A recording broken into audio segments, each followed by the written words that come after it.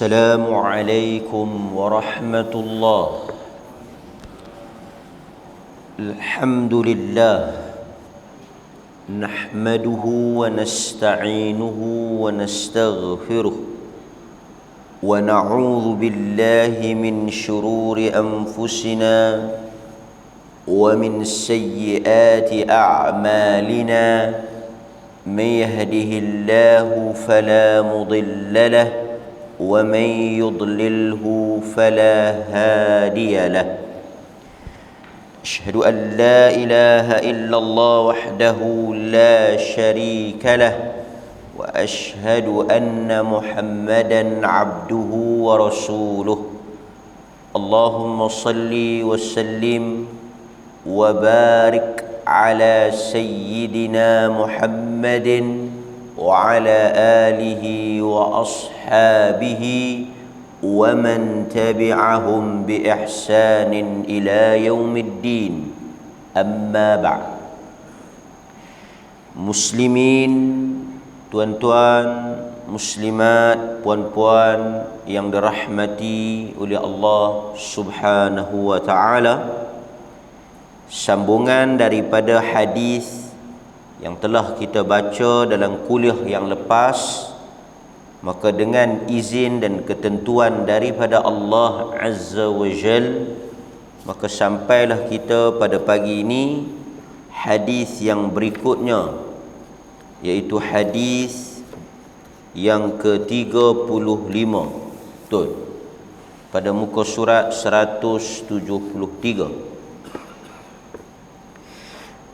عن نافع أن ابن عمر جاءه رجل فقال إن فلانا يقرأ عليك السلام، فقال له إنه بلغني أنه قد أحدث، فإن كان قد أحدث فلا تقرئه مني السلام، فإني سمعت رسول الله صلى الله عليه وسلم يقول يكون في هذه الأمة أو في أمتي الشك منه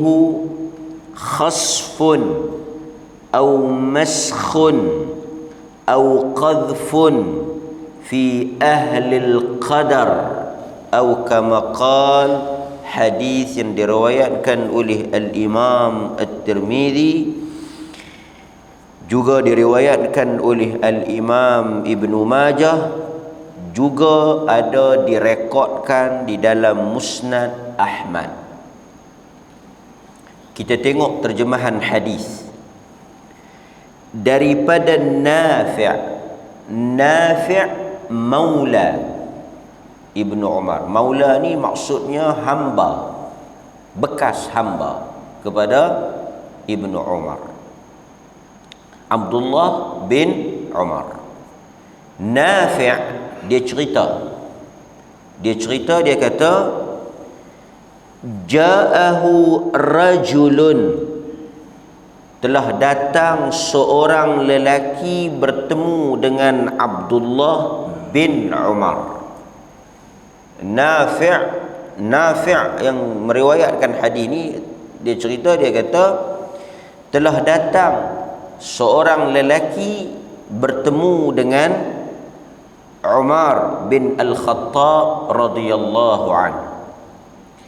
Faqal, lalu berkata lelaki ini, inna fulanan, dia kata ada seorang lelaki lain, yaqra'u alaikas salam,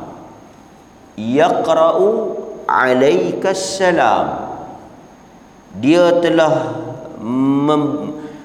membaca, yaqra'u membaca, artinya dia telah menyampaikan atau dia telah mengirim ucapan alaika kepada engkau, assalam, Assalamualaikum warahmatullahi. Tuan-tuan hadirin mukminin,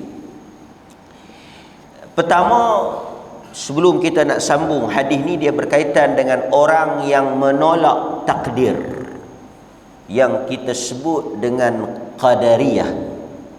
Tapi sebelum kita nak cerita tu, saya nak dah alang-alang kita tersebut ataupun kita terbaca ni, kita sentuh sikitlah. Di dalam Islam memang kita dibenarkan atau disyariatkan adanya bab berhubung dengan kirim salam. Antaranya Jibril alaihi salam pernah mengirimkan salamnya kepada Aisyah radhiyallahu anha melalui Nabi sallallahu alaihi wasallam. Dan banyak lagi hadis-hadis yang lain tentang ucapan kirim salam. Jadi itu amanah. Orang kata saat lagi kalau jumpa dengan Tuan Imam, saya lama dah tak jumpa dengan dia, tolong sampaikan salam saya kepada dia. Jadi bila kita dah dapat amanah tersebut, maka kalau kita berkesempatan, berpeluang bertemu dengan imam ataupun orang yang diamanahkan tu, kita mesti untuk menyampaikanlah, wajiblah untuk kita sampaikan hal itu. Yang itu saya ingat kita jelas. Orang bagi kita salam, kita pergi sampaikan. Cuma mungkin di dalam masyarakat kita, dia mungkin tidak familiar, dia tidak jelas, dia tidak biasa. Di dalam sunnah, apabila ada orang kirim salam, kita akan kata waalaikumsalam lah, kan, kepada yang bagi kat kita tu. Tetapi dalam sunnah kita kena jawab pada orang yang bawa dan pada orang yang kirim.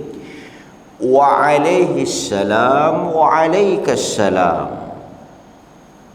Kan, maksudnya kita bila dia kata kawan tu kirim salam dekat hang, assalamualaikum, kan, kita bolehlah jawab waalaikumsalam, maksudnya kepada kamu semualah, kan, termasuklah orang yang bawa. Tapi hadirin mukminin, di dalam sunnahnya kita akan lihat bagaimana Nabi SAW dia akan jawab kepada orang yang bawa waalaikumsalam, kepada engkau yang bawa waalaikumsalam, ucapan salam kepada engkau waalaihi salam, dan kepada dia juga salam.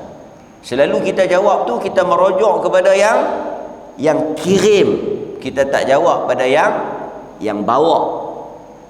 Sedangkan yang bawa tu juga dituntut untuk kita jawab salam kepada dia. Maksudnya yang bawa pun dapat juga doa kita. Wa alaihas salam, wa alaihis salam, wa alaikas salam. Tapi kita jawab kalau dia kata assalamualaikum, kita pun waalaikumsalam warahmatullah, termasuklah juga yang bawa. Cuma saya nak mengingatkan kita bahawa yang bawa tu pun disuruh untuk kita memberikan salam kepada dia. Tukang bawa tu, yang memang orang kirim tu kita duk jawab dah. Yang tukang bawa tu pun dituntut untuk kita jawab. Berikutnya, ucapan salam selalu juga ditanya tentang tulisan yang ditulis di dalam telefon, kan. Kadang-kadang dia kata salam, assalam, e.com, kan. Yang pentingnya tuan-tuan, bacaan, bukan tulisan. Kalau orang hantar dekat kita salam, dia tulis S-A-L-A-M, salam, kita akan baca assalamualaikum lah, kita menjawab waalaikumsalam. Kalau dia tulis A-com, takkan tuan-tuan baca A-com, A-com, pahabak, duk ada mana? Kita pun jawab W-com. Kita tak jawab macam tu lah, kan. Dia jadi isu, tulis tak habis, lepas tu dia kaitkan pula akum ni dalam bahasa Yahudi. Mana? Kita bukan cakap Yahudi, Kita pun faham apa dia nak maksudkan itu ialah Assalamualaikum. Kita tahu dia maksudkan apa. Dia nak kata apa, kita tahu. Yang kita duk fikir Yahudi kata, duk kaitkan dengan perkataan Yahudi, maksudnya tak betul macam ni, tak dituntut di dalam agama. Kita tahu dia tulis assalam artinya Assalamualaikum. Akum tu Assalamualaikum, salam itu juga Assalamualaikum, maka kita jawab Waalaikumsalam. Artinya yang penting apa? Kita faham apa yang dia maksudkan dan dia nak kata. Tulisan tu kadang-kadang dia short form, kadang-kadang dia ringkaskan. Macam tuan-tuan Allah SAW, takkan tuan-tuan baca Allah so. Kita pun tahu SWT, Allah Subhanahu wa Ta'ala, Nabi sallallahu alaihi wasallam. Yang pentingnya bacaan, bukannya tulisan tu, kan? Baik. Dia kata yaqra'u 'alaika assalam faqala lahu innahu balaghani annahu qad ahdatha. Aku dengar kata yang bagi salam ni dia telah buat satu bid'ah. Ahdatha, dia telah buat satu benda baru dalam agama. Kan? Apa? Bid'ah di sini merujuk kepada bid'ah akidah, iaitu dia telah menolak takdir. Sekali kita cerita apa dia yang dia tolak. Telah sampai kepada aku bahawa lelaki ni yang hang kata tadi ni, yang dia kirim salam pada aku ni, dia telah mencipta sesuatu benda baru di dalam agama. Mubtadi', artinya dia ahli bid'ah. Dia telah buat satu benda yang orang tak pernah buat, iaitu menafikan takdir, menolak takdir. Dia tak beriman dengan takdir. Artinya saat lagi kita akan tengok orang-orang Qadariyah ni, dia menafikan tentang ketentuan Allah pada perbuatan ataupun tindakan makhluk. Artinya Allah tidak mencipta perbuatan makhluk, makhluk yang mencipta perbuatan dia. Artinya tindakan perbuatan makhluk adalah dilakukan oleh makhluk, Tuhan tak tahu. Yang kita cerita dulu kan, Qadariyah ni Allah tak tahu. Benda itu diketahui oleh Allah selepas ia terjadi. Sebelum terjadi Allah tak tahu. Dan semua kejahatan ni manusia yang buat, manusia yang tentukan. Tuhan tak tahu dan Tuhan tak ada kaitan. Sebab itu Qadariyah ini disebut sebagai majusi umat ini.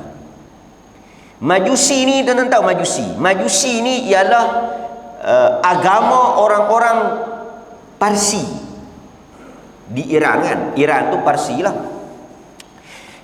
Bagi mereka, pasal apa Qadariyah ni dikatakan majusi umat ini? Qadariyah ni dia sama dengan majusi kerana bagi majusi ni, majusi ni pencipta ada dua. Ada dua Tuhan. Ada dua Tuhan. Di sisi majusi ada dua Tuhan. Apa dia? Tuhan yang create, Tuhan yang mencipta benda baik, dan dalam masa yang sama ada Tuhan yang mencipta benda jahat. Yang ni Tuhan baik, yang ni Tuhan jahat. Bagi dia apa? Majusi. Qadariyah pula, bagi dia sama lebih kurang lah. Allah hanya mencipta yang baik, yang jahat manusia cipta. Tujuan dia apa? Tujuan dia apa? Bila manusia buat jahat, tak ada kaitan dengan Tuhan. Bila benda-benda yang buruk, orang yang sampai dia kata takdir yang buruk ni bukan Allah yang buat. Kalau tidak, kalau kita kata Allah yang buat takdir yang buruk, Allah zalim. Tahu takdir yang buruk, sakit, apalah, musibah apa semua ni bukan Allah. Pasal kalau kita kata Allah buat, ini ghulu di kalangan mereka yang melampau, dia kata macam itulah. Dia kata kalau kita sandarkan yang buruk tu kepada Allah, artinya Allah zalim lah. Allah ini adil. Takkan dia nak buat benda-benda yang zalim, benda-benda yang buruk. Maka dia telah sebut bahawa yang zalim tu kita yang buat. Artinya Allah Subhanahu Wa Taala ni terhad. Dia punya kuasa dia terbatas. Bukan semua benda dia buat. Betul kan macam tu? Kita akan tengok nanti jawapan yang dijawab oleh ahli sunnah wal jamaah. Baik. Kemudian dia kata, kalaulah betul lelaki tersebut melakukan hal yang fa'in kana, dia kata kalau betul lelaki itu telah buat bid'ah, telah buat benda baru dalam soal yang dia maksudkan takdir ni, geng-geng takdir qadariyah ni, apa kata Abdullah bin Umar? Fala tuqri'hu minni assalam, jangan jawab salam dia. Jangan, maksudnya pulaukan dia. Jangan jawab salam dia. Pasal dia telah buat satu benda bid'ah dalam agama. Kan? Kerana kata Nabi SAW, dia kata, aku mendengar, fa inni sami'tu Rasulullah SAW yaqul yakunu fi hadhil ummah, akan muncul di dalam umat aku, daripada kalangan umat aku, khasfun wa maskhun, satu umat yang akan ditenggelamkan, khasafa, akan ditenggelamkan, atau diubah kejadian mereka, au qazfun, atau direjam mereka dengan batu, fi ahlil qadar, iaitu orang-orang yang menolak takdir. Maksudnya dia kata Nabi dah sebut dah tentang akan muncul orang-orang yang tolak takdir ni, yang kata manusia memilih perbuatan dia tak ada kaitan dengan Tuhan. Qadariyah. Qadariyah ni kita segala-galanya kita. Itu qadariyah. Jadi tuan-tuan, dalam hadis ni ada dua benda secara ringkas lah. Kalau kita nak ulas panjang, tapi kita ambil dua benda ya. Nombor satu, hadis ini menunjukkan adanya bab dia panggil hajar. Hajar ni apa dia? Boykot orang yang melakukan bid'ah ataupun orang yang melakukan maksiat. Maksudnya di dalam agama ni ada satu bab kita boleh memulau orang, boykot orang, atau dalam bahasa Arabnya menghajar, memutuskan hubungan kita dengan mereka yang melakukan dosa, bid'ah, maksiat, dengan tujuan apa? Menginsafkan mereka. Kan? Kita tak boleh tunjuk kata kita bersekongkol, kita sokong, atau dalam bahasa utaranya bersebhat. So kita kena tunjuk kata kita ni tak nak ada kaitan dengan dosa mereka. Ini apa yang disebut dalam hadis, man ra'a minkum munkaran falyughayyir biyadihi. Siapa yang melihat kemungkaran, Allahumma inni as'aluka sayyiban nafi'an. Siapa-siapa yang tengok kemungkaran, dia kena cegah. Sama ada dengan kuasa dia, dengan lisan dia, atau sekurang-kurangnya dengan hati. Dia kena tunjuk kata dia benci. Tak bolehlah tuan-tuan tengok orang buat maksiat, tuan-tuan pergi tumpang sekaki, pergi duduk seronok sama. Walaupun tuan-tuan tak buat, saya tak buat, tapi saya pergi duduk sekali. Tak bolehlah. So kita kena tunjuk, kita kena bangkit keluar daripada majlis. Kita kena putuskan hubungan sehingga mereka insaf. Ini yang dilakukan oleh Nabi SAW kepada Ka'ab bin Malik. Nabi boykot Ka'ab kerana dia telah melakukan kesalahan besar, tidak pergi berperang dengan Nabi.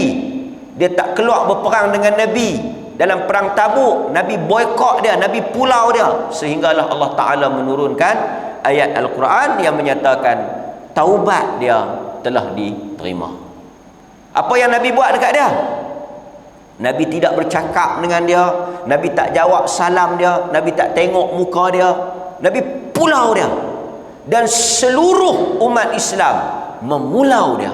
Tapi mereka boykot dia ni bukan kerana mereka benci, bukan kerana mereka apa kata masalah peribadi, tapi kesalahan dia tu sehingga dia pun menyesal, dia pun rasa bersalah, dia rasa betul-betul inilah menyesal lah.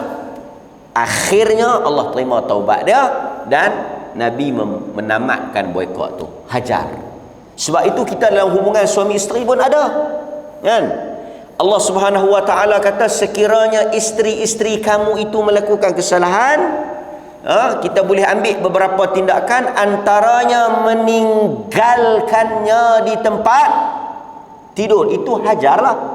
Artinya kalau dia buat perangai, ada benda-benda yang dia salah, tegur tak jalan, apa pun tak jalan, dia tak mau nak berubah, kita ambil langkah boikot, tak bercakap, tak tidur sekali, buat kata apa, hang buat hal hang, aku buat hal aku, hingga akhirnya dia menyesal.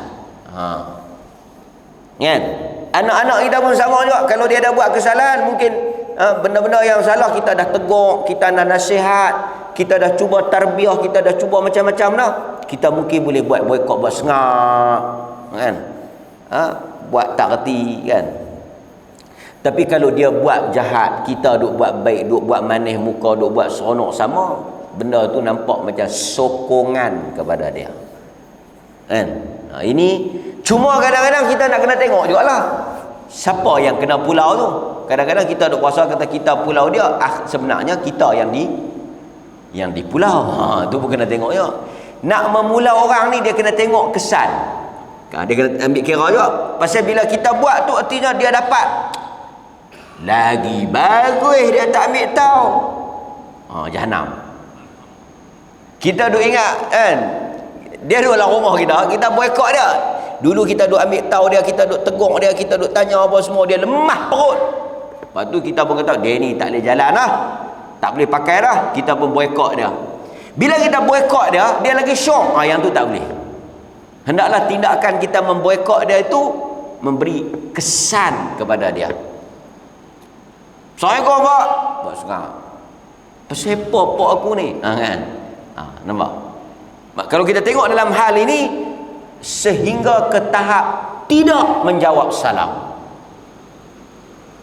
Tak jawab salam. Tapi tuan-tuan kena bagi jelas lah, kan? Ini dalam hal apa? Sat lagi berkelahi politik, tak mau jawab salam, itu tak mau lah, kan? Sampai tak mau bersalam dengan orang, kan? Sampai tak mau tengok muka orang. Isu apa? Masalah apa? Kita kena tengok juga, kan? Biar benda itu dibuat bukan kerana peribadi, tapi kerana memang ada tujuan untuk kemaslahatan dia. Baik, kan? Kadang-kadang isteri kita tak tegur 2-3 kali, dia tak mau dengar, kita pun buat sengak. Buat sengak dia jadi lain. Tapi isteri yang beriman lah. Kalau isteri yang tak beriman, dia kata lagi bagus, laki saya tak kisah, saya pun lagi tak kisah, dia makan di kedai, saya pun tak gaduh masuk, kan? Saya pun boleh duduk relax. Yang tu bukan kita boikot dia, dia boikot kita. Okey. Jadi tuan-tuan jangan duk pelik. Dia kata, pasal apa orang bagi salam? Abdullah bin Umar tak jawab salam ni. Dia tak jawab salam ni kerana kawan ni melakukan satu benda yang besar. Dia nak menunjukkan, kata dia memutuskan hubungan dengan si fulan tadi. Baik. Kemudian dia kata, Nabi SAW bersabda, akan berlaku di kalangan umat ini atau umatku tenggelam di dalam bumi atau diubah kejadian mereka. Ditukar mereka ni menjadi bentuk lain, atau direjam mereka dengan apa? Batu. Hadirin mukminin, apa yang boleh kita ambil besarnya takdir ini, sehingga kan kata para ulama, orang yang menolak takdir, tidak beriman dengan takdir, seluruh amal ibadah dia tidak akan diterima oleh Allah sehinggalah dia beriman dengan takdir. Seseorang yang tak beriman dengan takdir, rukun iman yang ke-6, beriman dengan takdir ni, Allah Ta'ala tak akan terima semayang dia, puasa dia, segala ibadat dia, sehingga dia beriman dengan takdir. Antara dalilnya ialah, sebab tu kita kata tajuk takdir ni tajuk besar, tajuk berat, tajuk yang penting. Kerana Nabi SAW menyebut, kalau kita tengok dalam hadis yang diriwayatkan daripada Ubay bin Ka'ab, juga disebut oleh Huzaifah ibn al-Yaman, juga disebut oleh Abdullah bin Mas'ud, juga disebut oleh Zaid bin Thabit dalam hadis yang diriwayatkan oleh Imam Ahmad, diriwayatkan oleh Abu Dawud, diriwayatkan oleh Ibnu Majah. Apa dia hadis tu? Ya. Nabi kata, sekiranya kamu mensedekahkan emas sebesar gunung Uhud, Allah tidak akan menerima sedekah kamu sehinggalah kamu beriman dengan takdir. Dalil yang menunjukkan, Nabi kata, kalaulah kamu memberikan emas sedekah, infak sebesar gunung Uhud, Allah Ta'ala tidak akan menerima sedekah tersebut sehinggalah kamu beriman dengan takdir. Lau anfaqta jabal Uhudin, Nabi kata, kalau kamu sedekah bukit Uhud besar, zahaban, emas, fi sabilillah, ma qabilahu Allahu minka, Allah Ta'ala tak akan terima sedekah tu sehinggalah kamu hatta tu'mina bil qadar, sehinggalah kamu beriman dengan takdir. Sebab itu tuan-tuan hadirin mukminin, perkara yang paling penting dalam rukun iman, sehingga diulang pada perkataan an tu'mina bil qadar, kan? Nabi kata beriman kepada Allah, Nabi sebut beriman kepada Allah, beriman kepada tu'mina billah wa beriman kepada Allah, malaikat, kitab-kitabnya, rasulnya, hari kiamat. Bila mai tentang takdir, Nabi ulang beriman kepada takdir. Sebab apa tuan-tuan? Yang lain semua besar, yang lain semua penting, tapi mai tentang takdir ni berat untuk kita nak terima. Berat untuk kita nak terima. Kan? Saya sehari dua ni baca satu coretan, tulisan seorang sahabat di Facebook. Dia menulis tentang takdir Allah kepada dia, catatan dia mengenai anak dia. Apa? Berat takdir ni. Takdir ni berat. Mungkin kita boleh sebut, tapi belum tentu bila kita tak diuji. Dan yang ni pun kita, kalau kita tak betul-betul faham, mungkin kita akan sangka buruk, marah dengan Tuhan.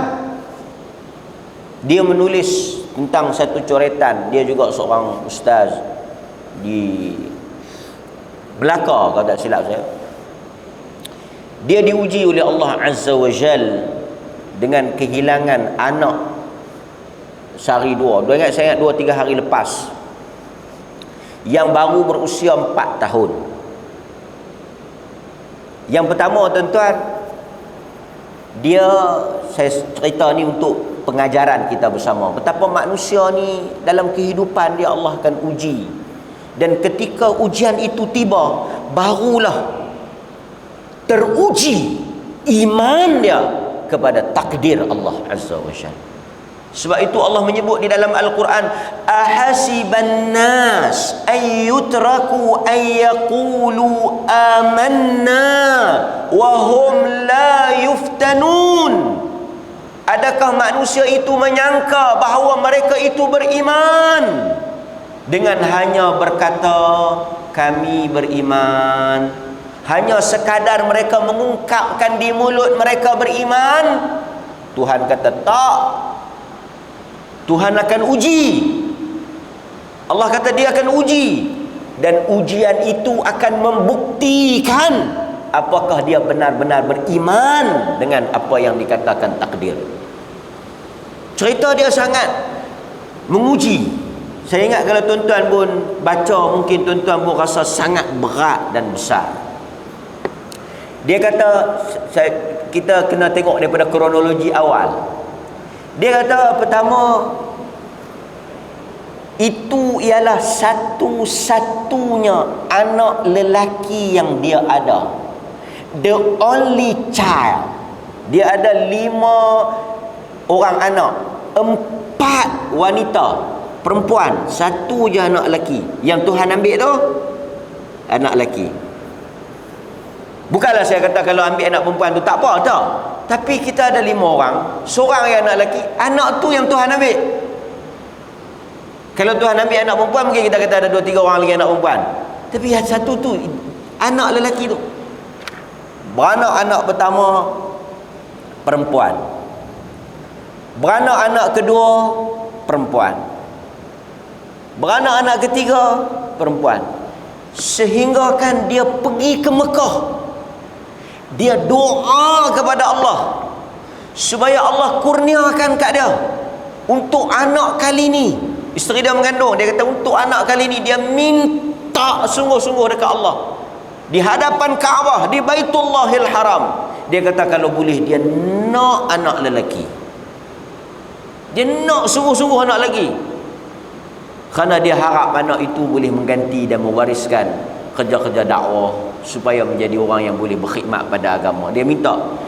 Akhirnya tuan-tuan, berkat dia sabar, dia doa, Allah Azza wa Jal bagi sungguh anak lelaki. Ajaib doa tu. Dia sabar, anak pertama sekian, anak pertama lelaki perempuan, anak kedua sekian perempuan, anak ketiga sekian perempuan, anak keempat lagi. Lepas tu dapat anak yang kelima. Anak yang kelima perempuan. Baik, setelah dapat anak lelaki tuan-tuan, dia kata oleh kerana dia terlalu seronok, anak-anak lain pun dia seronok, dia syukur. Tapi untuk dia dapat anak lelaki tu, dia telah sembelih kambing sendiri dengan tangan dia. Anak lain pun dia buat akikah juga, tapi dia tak sembelih, orang lain sembelih. Tapi oleh kerana anak lelaki ni syukur dia lebih, dia sembelih dengan tangan dia, dia cukur rambut sendiri dengan tangan dia. Artinya semua dia buat sendiri, pasal happy dapat anak lelaki ni. Kemudian tuan-tuan, anak tu membesar dengan sihat, aktif, baik, sehinggalah Allah Ta'ala menguji. Tuan-tuan, ujian Allah datang sekelip mata. Dia kata setahun, 2 tahun, 3 tahun tak ada masalah.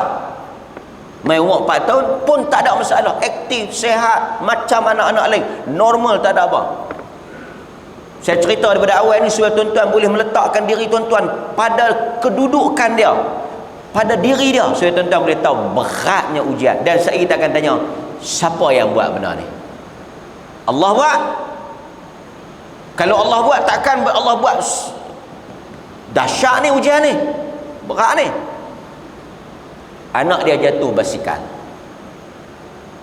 Anak dia jatuh basikal. Dan nak mula kejadian tu, anak dia jatuh basikal. Bila anak dia jatuh basikal, dia jadi, anak dia tu macam tak pulih sepenuhnya. Tak pulih sepenuhnya. Pergi klinik biasalah, pergi, dia ingat sakit jatuh basikal biasa, jatuh gerek biasa. Pendekkan cerita, tak lama daripada jatuh basikal tu, saya ingat tak sampai sebulan. Oleh kerana nampak anak dia ni tak, daripada jatuh basikal tu nampak macam tak ada tanda-tanda nak sembuh. Dia bawa pergi hospital untuk nak buat pemeriksaan lanjut. Dan sekarang ni tuan-tuan, dalam 1-2 bulan ni memang ramai orang yang saya dapat maklumat daripada cerita mai kata mengejut. Mengejut. Pasal itu kita ajak tuan-tuan baca doa kan, minta berlindung daripada ujian yang datang secara mengejut. Pergi hospital, buat pemeriksaan, dipendekkan cerita, doktor mengesahkan anak dia ni ada kanser usus, ada ketumbuhan di dalam perut, dan mesti pada peringkat yang dah teruk, mesti buat kemo lah kan, buat kemo. Jadi tuan-tuan, apa yang berlaku, bayangkan penantian selama beberapa tahun, kemudian dapat anak, membesar, baru 4 tahun. 4 tahun tuan-tuan, dalam peringkat setahun, 2 tahun, 3 tahun, 4 tahun, 5 tahun, 6 tahun ni, sebelum dia besar ni, ialah peringkat yang paling manusia sayang.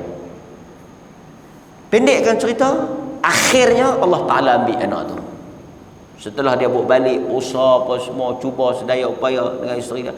Tapi dia kata setiap kali dia melihat anak tu, setiap kali dia saya ingat tak sampai seminggu lagi anak dia meninggal, dia pun baru tulis coretan tu, baru siri yang kedua, ketiga. Dia cerita macam mana kejadian tu berlaku. Apa yang dia nak sampaikan dalam tulisan itu, saya kongsi dengan, kerana tajuk kita berhubung dengan takdir. ialah bagaimana ayat-ayat yang Allah Ta'ala sebut tentang ujian, Allah sebut tentang takdir, Allah sebut tentang keimanan, Allah sebut tentang apa? La yukallifullahu nafsan illa us'aha. Allah sebut tentang kelebihan orang yang meninggal anak ketika kecil dan sebagainya, yang kita baca dulu kan. Ketika mana malaikat pergi ambil anak seorang hamba Allah tu, Allah Ta'ala tanya, dia kata apa? Kan kita baca, kita sebut dalam kuliah hari Isnin. Dia kata apa? Allah Ta'ala tanya, masa engkau pergi ambil anak dia yang dia sayang, yang dia cinta, kau cabut nyawa tu, dia kata apa? Dia sebut apa? Dia kata, inna lillahi wa inna ilaihi raji'un, alhamdulillah. Dan dia tulis hadis tu, hadis yang kita baca tu dia tulis. Dia kata apabila dia dengar dan berlaku benda tu kepada dia, kalimah pertama yang dia sebut dan dia pesan pada isteri dia, inna lillahi wa inna ilaihi raji'un, alhamdulillah. Dia bersyukur, Allah Ta'ala uji dia. Allah janjikan apa? Allah kata bina satu istana yang diletakkan nama Baitul Hamd. Kan kita cerita siapa yang ketika diuji kehilangan anak, dia sebut alhamdulillah, dia sebut innalillah, ada satu rumah istana dalam syurga yang namanya istana Al-Hamd, istana pujian. Sebab ketika Allah ambil anak tersebut, dia pasrah. Kita mungkin boleh baca hadis tu, tapi hadis itu akan betul-betul bermakna kat kita bila jadi benda tu kat kita. Tapi kita tak mau. Kita tak minta. Kita tak sekuat itu. Sebab itu bila kita baca, kita kata alhamdulillahillazi afana mimma btalahu bih. Segala puji bagi Allah yang tak menguji kita dengan ujian yang begitu berat, yang Allah uji pada dia. Tapi saya nak kata kat tuan-tuan, Qadariyah, balik pada Qadariyah, dia kata kalau kita sandarkan benda tu kepada Tuhan, itu menunjukkan Tuhan zalim. Tuhan zalim. Jadi kita tak boleh sandarkan kejadian tu kepada Allah. Itu bukan perbuatan Allah. Nampak? Dia pergi ke situ. Kan? Maka sebab itu Qadariyah ni dia ada beberapa perkara yang saya nak sebut secara ringkas, yang merosakkan pemahaman dia. Yang pertama dia kata, kalau kita tengok yang pertama, dia kata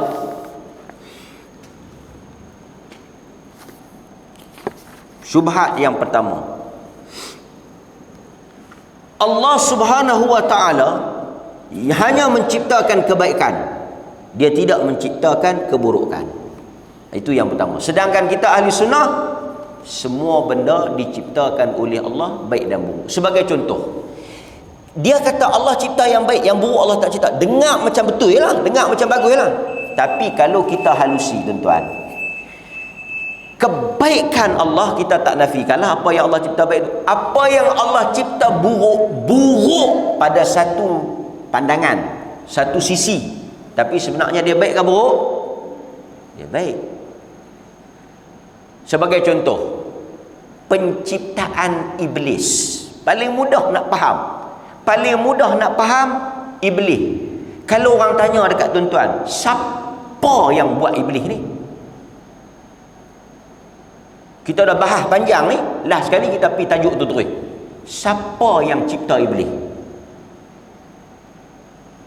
Kalau tuan-tuan nak silap jawab, Allah cipta iblis. Iblis ni baik ke jahat? Ataupun benda-benda lain kan. Contoh tuan-tuan, saya duk ceritakan tuan-tuan kan, saya tengok National Geography tu. Tuan-tuan bisa tengok kan, harimau singa ni, apa dia ni, tu sebelum tu cerita harimau singa tu, saya cerita sikit, ada tajuk lain. Hari Ahad ni kita sembang sikit kan, balikkan apa hujan, makan dah dah. Saya sembang kan satu orang sahabat ni, ada di kalangan kita ni, dia tak berapa nak makan daging. Makan daging kan. Saya cerita lah pasal harimau tu, apa kaitan dengan takdir ni? Tak apa, saya cerita kita ni pasal daging kita nak makan. Cerita sikit. Tuan-tuan makan daging tak? Makan lah. Pasal di sana ada Geng dia panggil vegetarian, yang tak mau makan daging ni. Dia kata daging ni menaikkan nafsu, benda-benda berdarah, jadi dia makan semua vegetarian. Pertama, Nabi makan daging. Yang kedua, kita tak boleh haramkan apa yang Tuhan halalkan. Daging kita beli halal, daging orang belanja pun halal. Jangan daging yang kita beli saja hangat, daging orang lain sejuk. Faham tak? Kalau daging yang dia beli hangat, tapi kalau daging kenduri peri, boleh makan pula. Dia tahamkan tak makan daging. Kalau aku beli tak makan, tapi kalau orang belanja kenduri aku makan. Yang ni tak apa lah kan. Yang ni bukan pasal hangat, pasal ekonomi. Tapi saya nak ceritanya, satu benda yang sahabat saya sebut tu menarik lah. Menarik. Dia kata kita tak boleh nafikan. Cuba tuan-tuan tengok gigi lembu. Bila tengok gigi lembu, tuan-tuan kena faham ni pasal saya pergi kata cabang ni. Tuan-tuan tak boleh ikut, tak nak buat macam mana, rem kecil slow kan. Gigi lembu, saya tengok gigi lembu. Gigi lembu ada taring tak? Gigi lembu ada taring tak? Tak ada, elok ya. Sebab lembu diciptakan untuk tak makan daging. Dia diciptakan untuk makan rumput. Nak makan rumput sayur tak gaduh taring. Tapi Allah ciptakan harimau, singa, cheetah, puma. Ada taring atau tak ada taring? Cuba tuan-tuan pi dekat singa, suruh dia kenyih tengok. Bukan aku nak tengok ada taring tak? Ada taring tak? Apa pasal gigi lembu dengan gigi harimau lain? Kerana mereka diciptakan. Yang ni hang untuk makan daging. Sekarang tuan-tuan, balik sekali lagi. Yang gigi betul, gigi palsu tak payah. Ni yang saya cakap ni gigi ori. Balik sekali lagi ni, tuan-tuan pergi kenyih depan cermin. Ada taring ke tak? Tuan-tuan ada taring ke tak? Ada. Artinya tuan-tuan dicipta untuk makan daging. Betul atau tidak? Jadi orang yang tak mau makan daging, dia telah menyalahi fitrah ciptaan dia. Taring tu simpan buat apa? Kalau takkan nak pepok timun, nak pepok apa? Bendi, nak pepok sayur, Tuhan tak buat lagi gigi tu. Tuhan buat gigi tu supaya gigit. Okey. Saya bukan nak cerita yang tu. Nak ceritanya komen-komen tu. Bila ada depa tangkap harimau, pergi tangkap ni dalam satu video tu, elok lembu tu beranak je, anak dia lahir je, singa ni tekam terus. Makan. Harimau makan. Lepas tu adalah komen tu, kenapalah Tuhan mencipta haiwan yang makan orang, makan daging? Di manakah Tuhan? Depa nampak tak? Depa rasa kesian. Depa rasa tak patut. Jadi harimau pun kena makan ulam-ulam juga. Oh ya, harimau kalau makan ulam-ulam tuan-tuan demam. Sebab itu ada golongan yang depa tak boleh terima. Contohnya pencinta alam ke apa, depa tak boleh terima kita menyembelih lembu, menyembelih apa ni kerana kita menyeksa binatang apa semua. Tapi cuba tuan-tuan tengok, Allah Subhanahu Wa Taala jadikan manusia apa semua ni, dia ada kitaran dia. Lembu ni kalau tuan-tuan tengok dalam National Geographic ni, dia banyak mengajar kita. Kawanan lembu ni banyak berbanding dengan dalam satu kehidupan tu, dalam satu kawanan tu, mungkin lembu apa binatang-binatang yang mangsa ni beratus ribu ekor satu grup tu. Harimau baru dah 3-4 ekor. Jadi kalau pok ni tak makan waktu, dia jadi satu masalah pula, berebut makanan. Nampak tak? Dia jadi kitaran dia hidup macam tu. Tuan-tuan bayangkan, kalau kita ni mati tu kesian apalah, mati isyan, tinggal anak awak lah, pergi mati muda, anak kecil-kecil lagi mati dah. Kan kita kesian. Tapi kalau semua tak mati tuan-tuan, kalut juga. Betul ke tak? Kalau tak mati kalut tak? Kalut. Maka Tuhan buat itu ada hikmah dia. Saya nak sebut yang tu ya, ada hikmah dia. Kita tak boleh tanyalah Tuhan punya perbuatan, tapi tuan-tuan setuju tak? Apa yang Allah buat ada hikmah. Allah menciptakan iblis sebagai ujian kepada kita. Sebab itu Allah menciptakan syurga neraka. Allah cipta syurga neraka. Patut tuan-tuan tengok, buat apa neraka, syurga pun cukup dah. Biar semua bahagia, aman, elok. Yang duk buat apa tempat bakar-bakar orang ni. Tuan-tuan tanyalah. Kadang-kadang kita, sebab itu kita kata ciptaan, ketentuan Allah semuanya baik. Kan? Baik, ada hikmah dia, tapi kita tak tahulah. Nampak? Tuan-tuan pergi hospital. Mudah ya. Tuan-tuan pergi hospital, bawa anak tuan-tuan, doktor cucuk. Kalau ikut tuan-tuan nak cucuk tak? Tuan-tuan mungkin tak cucuk, tapi akhirnya anak tu mati. Tuan-tuan pergi tengok doktor tu pegang tangan cucuk jarum, kan? Awak jahat sangat doktor tu. Tuan-tuan pun pergi katok doktor tu. Kan? Pasal apa? Pasal dia cucuk anak tuan-tuan. Elok. Kita pun bawa balik tak cucuk, mati terus. Artinya kita nampak, tuan-tuan nampak tak? Contoh yang mudah, kita nampak tindakan doktor itu cucuk anak kita, buat anak kita tu tindakan yang buruk. Pada satu sisi, hakikatnya dia cuba menyelamatkan anak kita. Tujuan dia, maksud pada tindakan tu baik.